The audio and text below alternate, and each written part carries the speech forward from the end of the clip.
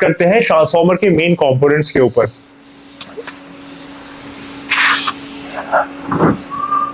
Transformer के components के ऊपर बात करते हैं। नोट्स मिल जाएंगे, परेशान ना हो, राइटिंग को ना फोकस करें, बात को फोकस करें। नोट्स मैं आपको डिस्क्रिप्शन में दे दूंगा, आप उससे फॉलो कर सकते हैं। अब यहां पर जो फर्स्ट पॉइंट है वो है इनपुट एम्बेडिंग।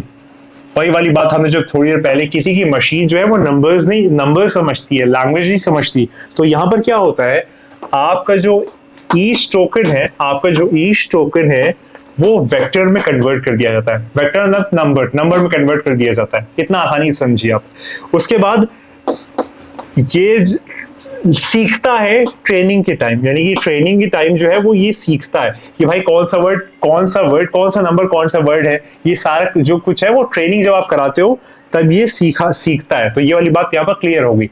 ये आपका इनपुट एम्बेडिंग है कि जिसमें मैन जो है वो अगर आपका 0.123 है तो जब आप मॉडल को ट्रेन करोगे, मॉडल ट्रेनिंग के टाइम जो आप ये करोगे, जब आप मॉडल ट्रेन कर रहे होगे तो उस टाइम जो है वो ये आपका मैन इस नंबर में कन्वर्ट हो जाएगा और ये वहां पर वो सीखेगा। तो ये आपका फर्स्ट प्रोसेस है, जिस प्रोसेस को हम लोग कहते हैं इनपुट एम्बेडिंग। ठीक है, अगर मैं अब आगे बात करूं और इनपुट एम्बेडिंग के बाद नेक्स्ट प्रोसेस पे अगर हम लोग चले तो जो नेक्स्ट प्रोसेस है, अच्छा एक और चीज यहाँ पर मैं लिखना भूल गया, जो आपका एम्बेडिंग है यानी कि वो सेमांटिक मीनिंग कैप्चर करेगी। 7 वर्ड एक साथ होंगे, मैन, मेल, बॉय, ये सारे एक साथ वैल्यू होगी, एक क्लस्टर बन जाएगा इसका। फीमेल या गर्ल या विमेन, ये सारा कुछ जो है उसका क्लस्टर बन जाएगा। तो ये क्लस्टर जो है वो रिप्रेजेंटेशंस यहाँ पर ऐसे होती है। तो इसको हम लोग कहते हैं सेमांटिक मीनिंग को कैप्चर करना। तो ये दो बात बड़ी इंपॉर्टेंट है। अब अगर मैं आगे बात को बढ़ाऊं तो जो सेकेंड चीज है, ये बड़ी इंपॉर्टेंट चीज है, आप इसको फोकस से सुनिएगा, पोजिशनल एनकोडिंग।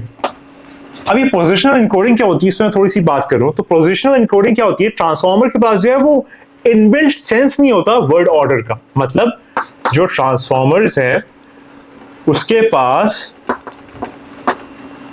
इनबिल्ट सेंस नहीं होता वर्ड ऑर्डर का। वर्ड ऑर्डर मतलब कि कौन सा वर्ड कब आएगा, कैसे होगा। ये होता किसमें, जैसे रिकरेंट न्यूरल नेटवर्क में जो है वो ये होता है, लेकिन रिकरेंट न्यूरल नेटवर्क जो है वो बहुत स्लो है, पीछे का मेमोरी रख नहीं पाता, बहुत सारी प्रॉब्लम्स है। लेकिन उसके अंदर ये एक चीज है कि उसके अंदर सेंस ऑफ वर्ड होता है, यानी कि वर्ड ऑर्डर, कौन सा वर्ड कैसे आएगा, वो चीज ट्रांसफॉर्मर में नहीं होती है। इसीलिए हमने यहाँ पर एक कॉन्सेप्ट इंट्रोड्यूस किया जिसको हम लोग कहते हैं पोजिशनल इंफॉर्मेशन थ्रू एम्बेडिंग्स। यानी कि ये जो आपकी एम्बेडिंग्स निकल के आए, इनपुट एम्बेडिंग, इसके अंदर आपने एक चीज ऐड की जिसको हम लोग कहते हैं पोजिशनल इंफॉर्मेशन।